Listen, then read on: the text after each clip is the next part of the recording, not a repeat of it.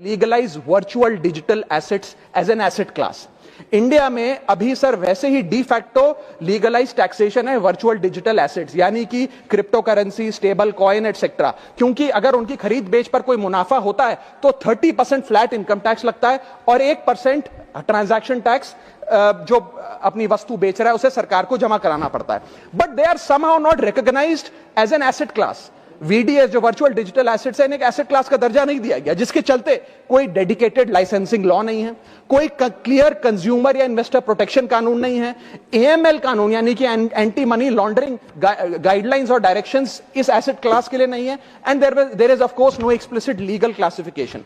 As a result what has happened is that 4.8 lakh crore trade in this virtual digital assets has moved offshore.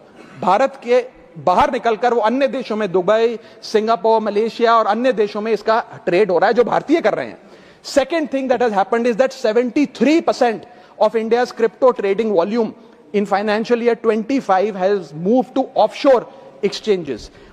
What has further happened is that 180 virtual digital asset startups have moved to countries like Dubai and Singapore, and as a result जो देश, भारत देश के 12 करोड़ ऐसे लोग हैं जो इन virtual digital assets में, crypto में, आरडब्ल्यूए यानी कि रियल वर्ल्ड एसेट में, स्टेबल कॉइन में इन्वेस्ट करना चाहते हैं, वो ऑफशोर जाकर इन्वेस्ट कर रहे हैं। जरूरत है कि हम कंप्लायंस हिंदुस्तान में लागू करें, उसे हेविली रेगुलेट करें, लेकिन उसे ऑनशोर लाएं। इसके चलते अगर ऐसा होता है तो सरकार के खजाने में 15 से 20 हजार करोड़ रुपए का इजाफा होगा, उन्हें उतना टैक्स मिलेगा।